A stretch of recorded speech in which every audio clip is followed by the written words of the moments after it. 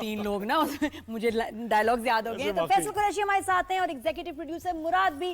अस्सलाम वालेकुम। वालेकुम अस्सलाम। ईद मुबारक। ईद मुबारक। ईद मुबारक। भाई ये ट्रेलर देख के तो वाकई क्या जबरदस्त, यानी इसकी एक तो पिक्चराइजेशन इसकी और एक्टिंग और डायलॉग और सारी चीजें अमेजिंग यार, उसी स्टैंडर्ड की लग रही है। कमाल। obviously all credit goes to the entire team of Deemak. एक प्रोड्यूसर, एक डायरेक्टर, कैमरामैन, राइटर, इन लोगों का स्ट्रांग होना बहुत ज़रूरी होता है।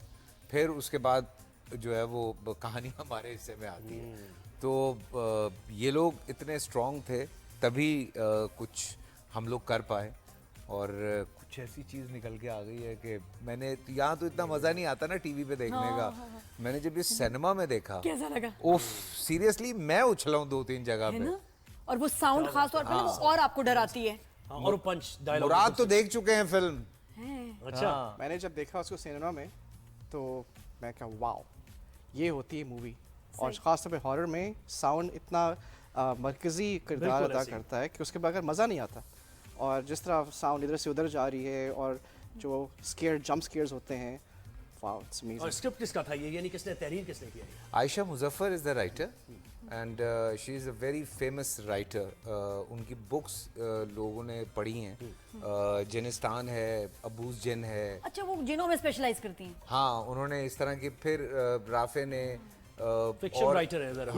और फिर इसको रीराइट करवाया और फिर इन लोगों ने पूरा स्क्रीन प्ले वगैरह बना के ये इसके स्क्रिप्ट पे काम हुआ। बिकॉज हम चाहते ये थे ना कि हम हॉरर मूवी बनाएं तो ऐसी बनाएं कि हमारा जो कल्चर भी है वो भी इसके अंदर इसका एक्सपोज हो जाए। That is very important because आजकल जो सबसे बेस्ट हॉरर मूवीज बन रही है ना, इंडोनेशियन सिनेमा है, थाई की मैंने कुछ देखी है, वो बड़ी टर्किश और वो बड़ी सिंपल होती हैं। उसमें ना आप ग्रैंड, जिस तरह हमने हॉलीवुड की देखी है हॉरर फिल्में, वो नहीं होती। सिंपल फैमिलीज, बल्कि मुस्लिम फैमिलीज में जो जिन्नात का उसके साथ आप कनेक्ट कर सकते हैं कि हमारे रिलीजन से, और उससे कनेक्ट होकर सम अमेजिंग मूवी। सुमाला मैंने देखी अभी, वो डर गई, but this is very nice. Actually जब Rafay called me for the serial for the film, तो मेरा यही सवाल था। मैंने कहा यार हॉरर, लेकिन मैं ये भूत चुड़ैल वाली फिल्में नहीं करूँगा। मैंने कहा बिकॉज ये एक बिल्कुल ही फिक्शन है जिसका हमारे से कोई लेना देना नहीं है।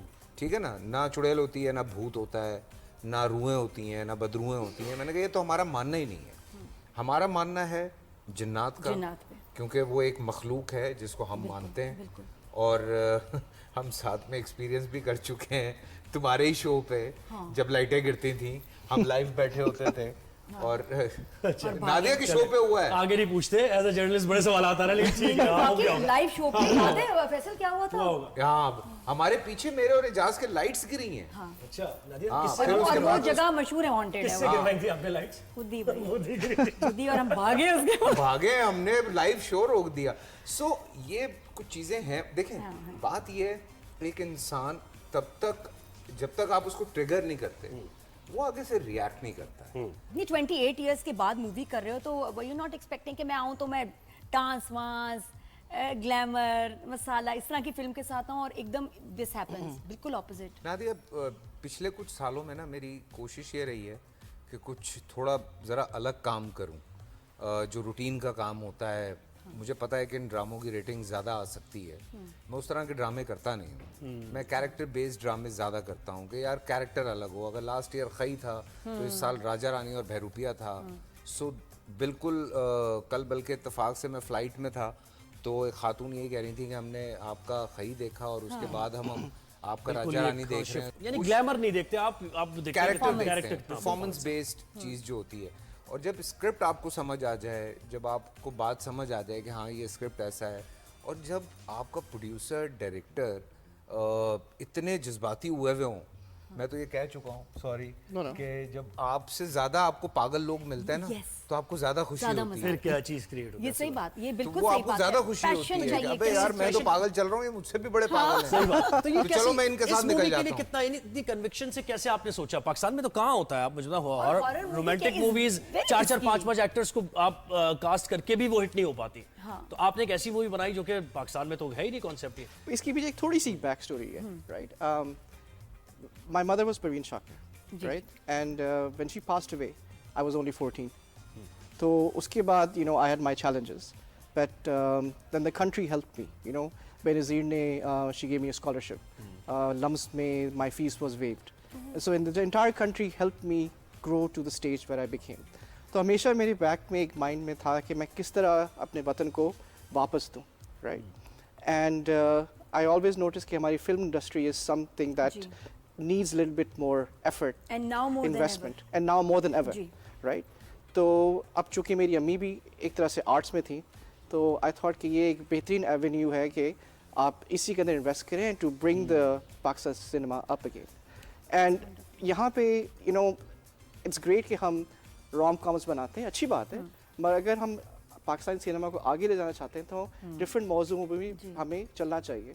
और चूंकि मुझे बचपन से हॉरर मूवीज़ का बड़ा शौक था, अच्छा। तो मैंने कहा व्हाई नॉट हॉरर, राइट, और ऐसा हॉरर जिसमें हमारे सोशल डायनामिक्स को भी रिप्रेजेंट किया जाए। तो इसलिए मैंने सोचा कि तो और इसके पीछे थॉट प्रोसेस तो खैर आपने बता दिया सारा, इसके पीछे नहीं सोच, क्योंकि देखें कोई ना कोई मैसेज तो होता है, लोगों को डराना मैसेज नहीं है या सुपरस्टिशंस लोगों में आम करना मैसेज नहीं होगा ऑब्वियसली आपको, राइट। तो इस मूवी के एंड पे कहीं ना कहीं वो मैसेजिंग भी होगी। ये एंटरटेनमेंट है ना। नहीं, entertainment In a way, it's entertainment तो होता ही है, लेकिन entertainment, कोई ना कोई मैसेज होता है, तो नहीं, उसमें इसमें सिर्फ मैसेज ये है entertainment नहीं है, कि हाँ, देखिए, ये that's what I message was- ये है कि बहुत सारी सासों को ये शक होता है कि बहुएं जो है ना अपनी अम्मी के साथ मिलकर उन पे जादू करा रही हैं। ये मैसेज है सब, हाँ, हर घर में है मसला। नहीं, एक जो बड़ा अंडरलाइन मैसेज है, underline message। जो स्क्रिप्ट पढ़ने के बाद हमें भी समझ आया कि अगर आप पॉजिटिव हैं, ठीक है, तो आपके इर्द गिर्द पॉजिटिव चीजें होती हैं।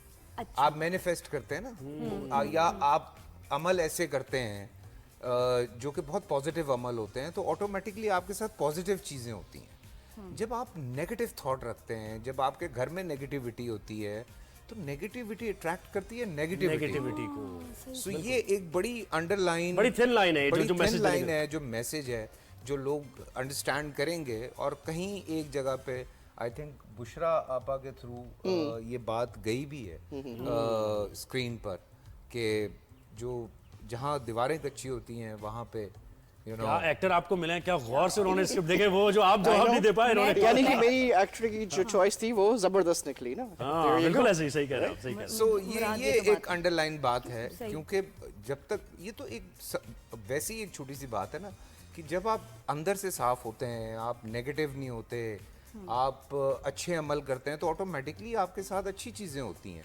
एक हमने अपने शो पे तजर्बा किया, ये बात मैं हालांकि बिल्कुल ऑफ है लेकिन कर रहा हूँ, 2 पौधे ला के रखे हमने, एक साइड पे और एक साइड पे। एक पौधे से हम प्यार से बात करते थे और एक पौधे को हम बुरा भला कहते थे। एक हफ्ते बाद दोनों की शक्ल अलग। रियली यस, डू इट, मतलब किया तुमने? Do it on your show. तो ये तो जवेरिया की पानी वाली बात याद आ गई। ये आप अपने शो पे करें, आप खुद तजर्बा करके लोगों को दिखाएं, आप कहेंगे ये कैसे हो सकता है। नहीं, plants का तो सो है। Negativity attract negativity.